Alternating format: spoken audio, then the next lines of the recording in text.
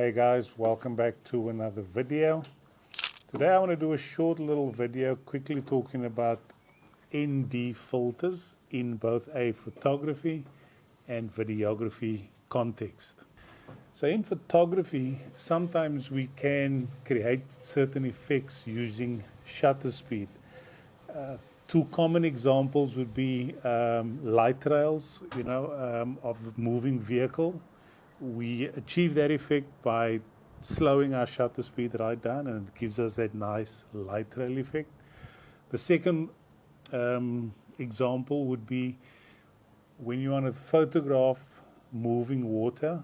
For example, you don't want to use a high shutter speed perhaps and freeze the motion, which is what high shutter speeds typically do. You want to give that beautiful blurred look which you often see in pictures. The way you do that is you slow your shutter speed right down.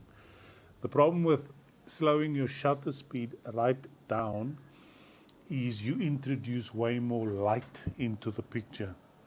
Now we know we've got ISO that we can play with, and we've got our aperture that we can tweak, but even using these sometimes it's still going to result in a blown out picture.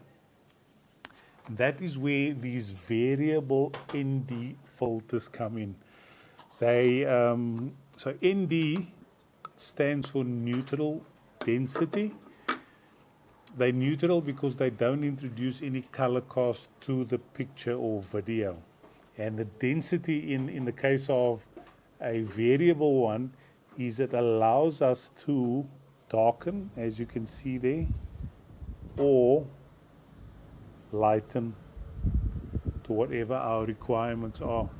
So we're not stuck with a blown out image when we're trying to achieve a particular result.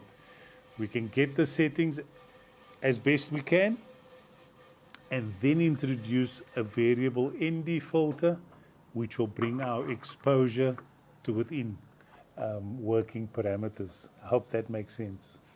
So the second scenario where you may want to use a variable ND filter is in the videography space. Now when you're shooting video, the rule with your shutter speed is it's got to be twice the frame rate you're using. And they call this the 180 degree rule. So for example, I'm shooting at on my Lumix G7, I think I'm using the 24 frames per second. So twice that is 48, closest we can get to is 50. So 1/50th of a second, that's going to be the shutter speed that I've got to use, right, in order to maintain that 180 degree rule. Once again, when we limit it to our shutter speed, we could end up with a scenario where we've got copious amounts of light. Similar situation, we've got ISO that we can tweak, or we've got our aperture setting that we can tweak. Very, very bright days, you may not be able to still achieve the desired exposure. So if you find that you're in that type of scenario where you're shooting video, it's very, very bright, you're playing around with your aperture.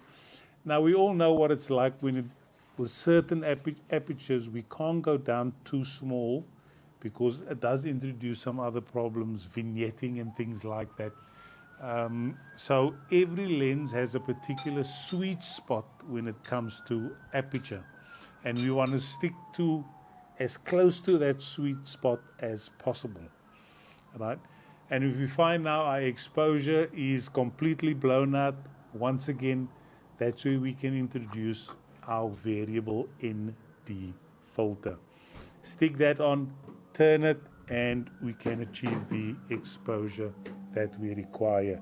They are an incredible addition to the photography and videography world, and they will certainly get you out of a pinch when it comes to that all-important exposure triangle that we're always trying to achieve. So look guys, just a short little video explaining what the benefits are of these variable ND filters.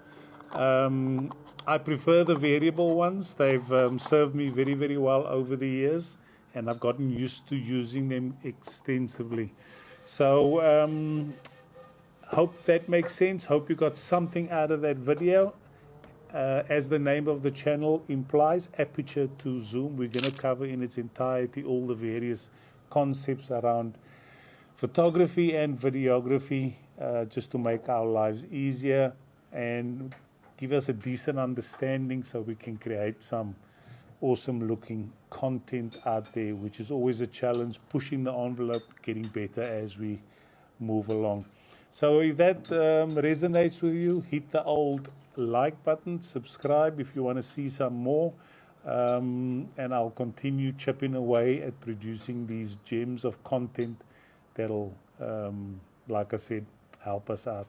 Thanks for watching. Catch you in the next one. Over and out. Bye-bye.